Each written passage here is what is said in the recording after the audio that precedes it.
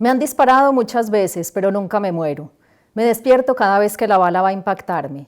Me pregunto qué pasará el día en que no me despierte. Tal vez muera de verdad, tal vez no. Las cosas que no pueden saberse por adelantado. Yo, por ejemplo, no sabía que iban a matar a mi padre. Ningún niño cree que algo así pueda pasar, pero pasa. Todavía me cuesta creer que apenas 35 gramos de acero y 1 gramo de pólvora hayan podido acabar con una familia. Doy fe de ello, acabaron con la mía.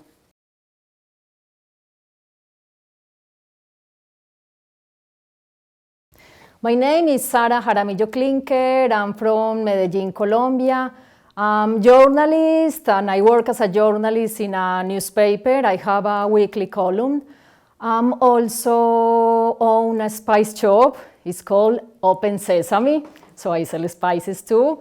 And I'm a novelist. I have written 2 novels. I have published 2 novels. And here in Iowa, I am about to finish the 3rd one.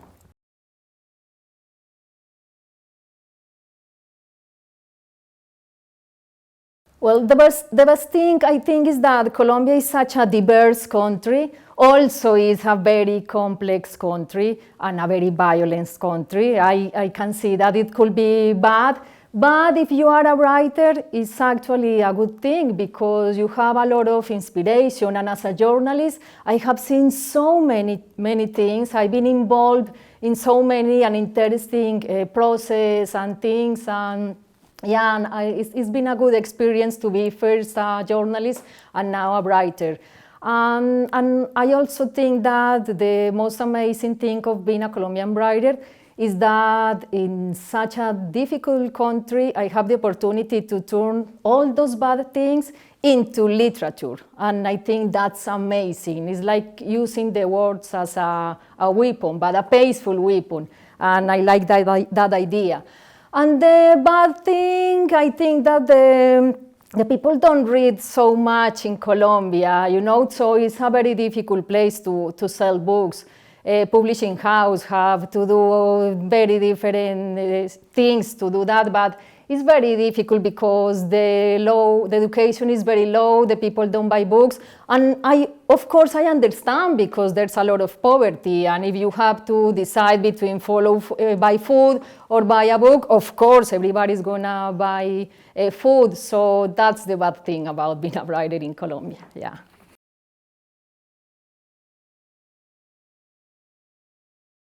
Well, after being here for more than 2 months, I have to say the weather.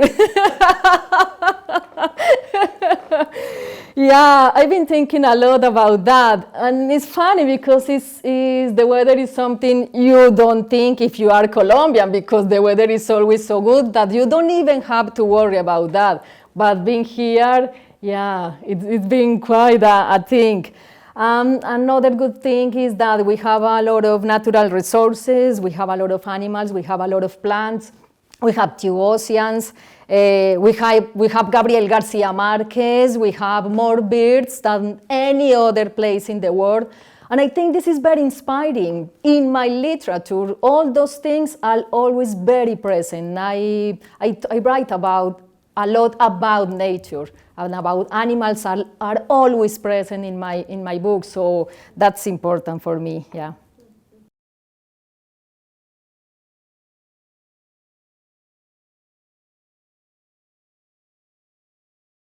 Well, a good thing is that I feel that writing gives me a better understanding of myself, of my country, of my reality. And I think that's very good. And as a writer, I'm not the kind of writer who is always suffering and struggling with the text and nervous about the white paper, you know. I really enjoy the process. I really like the process of writing. It really amazed me. Even when I was a child and I wrote my first short stories, I was amazed about how the creativity works. And now I've been published 2 books, I keep writing, and I'm still amazed about that. So I think it's the creativity and writing is a very interesting process. And yeah, I like it so much. The worst thing is that I'm quite imaginative person, so my problem is not to create, but to limit myself, because I tend to overflow. Yeah, I have to limit myself. Yeah, that's my problem, which is not a problem. You know, the people always ask me, because I'm taking very serious the writing. After my first novel, I decided to put, actually I quite stopped being journalist. I only keep my column, and I spend all my energy now in writing. And most of the people don't understand, because I used to work for the most important TV news in Colombia, and the people say, but why you stop working in that TV news if it was such an amazing job, and now you are all the time in your house writing, you're not gonna get any money with that.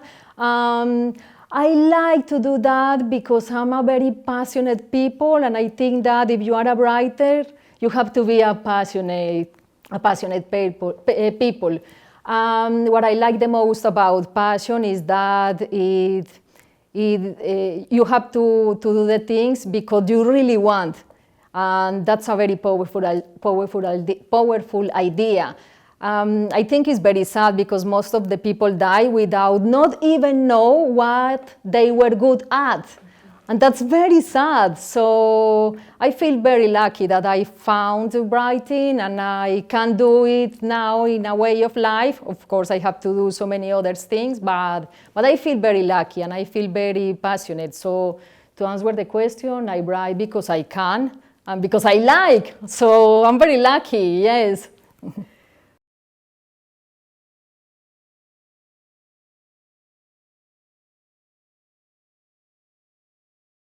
Completely. I understand completely well the difference. As a journalist, I really feel I have a public duty, because I feel that I have the people, the correct information, I have to answer questions, I have to give them a context so they can understand the reality and make better decisions.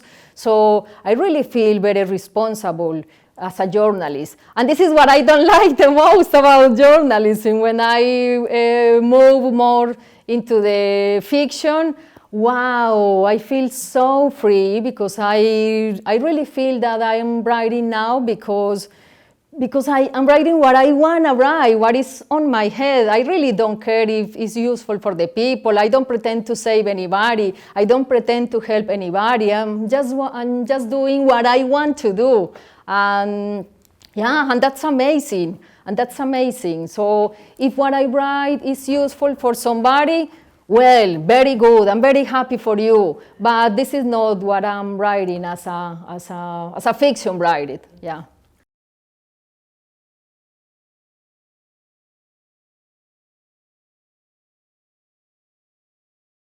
Well, I understand how tricky this question could be, because of course I know if the government help, maybe you are going to lose independence. And this is pretty bad. But in a country like Colombia, with poverty, a very unequal country, we need help. I think we need help, because otherwise it's going to be very difficult that the people get good education and the people read books.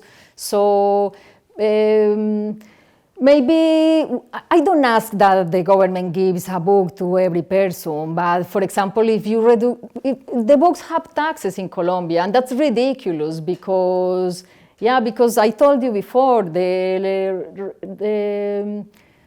people don't read so much, so it's because the books are expensive. So I think we need help. Oh, the right world. I'm not sure if there are right well without losing your independence. I mean, you have to take the risk. And you know why, Nata? Because I believe that a book can save lives. Because I remember when I was 11 years old and my father was killed, I can't tell you that who saved my life was a book, because I was so sad. I was feeling I was the only person in the world feeling that bad. But then I had a book in my hand, and I realized that I wasn't alone, that there were so many other persons inside the books who were facing tragedies as well, and they could move on and keep forward. And it was wow, it was quite a hope for me. So that's why I always say that the book can save lives, and it will be amazing if the government could understand that, especially in a country with such a big problems like Colombia. It will be very powerful. Not a specific book. I mean, in that time I started to read, I was very good reader before that, but after that I started to read even more because I tried to escape from my reality.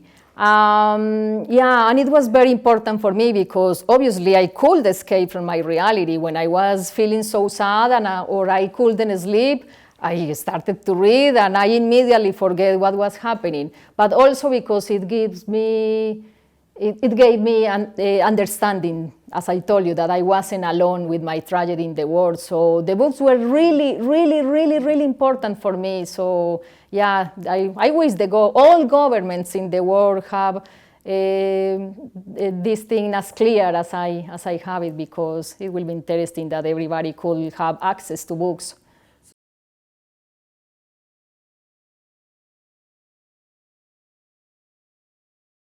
Yeah. I want to talk about a Cuban author. The name is Alejo Carpentier. Oh, he's one of my favorite authors in the world.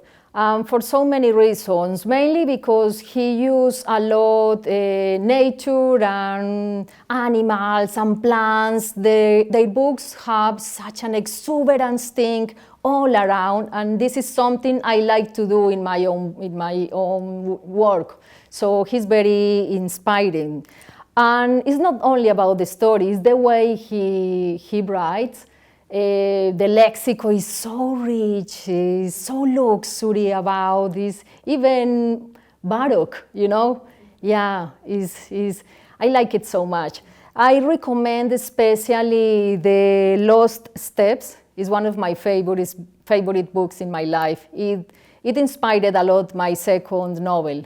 A lot, because it's surrounded into the jungle, in the middle of the jungle, surrounded by a lot of vegetation and green and exuberance. And yeah, he's an author I recommend a lot. And when I recommend it to somebody, the people used to like it a lot, so yeah.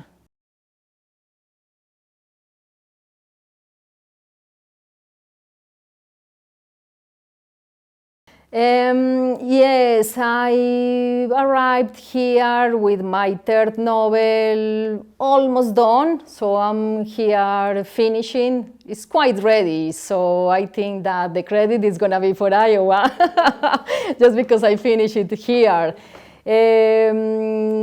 Yeah, it has been amazing that it happened. It happens here. From Iowa, I'm impressed about, well, of course, about a lot of things. One of these things is that you don't have mountains. So yeah, it's very strange for me because my city is in a valley, so I'm surrounded all the time by mountains, and it's very strange to have this look so flat. And another thing that impressed me is the influence of the weather in the people. It's another thing I don't think about, because I told you at the beginning, when you have such a good weather, you don't think in those things. But here I have experienced it by myself. When there is sun, I want to go out, I want to run, I want to lie walk along the river. I want to do so many things. And where is not, I just want to stay inside my bed. Yeah, I'm impressed about that. And about the United States, I think the feeling of spaciousness. You know, everything is so open and so big that in Colombia it's too open and too big. But because we have mountains, you don't feel in the same way. And another thing is the feeling of abundance. It seems that everybody has everything they need, and wow, and it makes me think that how much poverty we have. Yeah, for example, it's gonna sound weird, but it's strange for me not to see people on the traffic light asking for money. You know, it's strange for me because in all South America, in all traffic lights, it's gonna be people asking you for money. And yeah, so I feel here there's such an abundance. Yeah, it's very good. I know, Natasha, thank you so much. I'm glad to be here.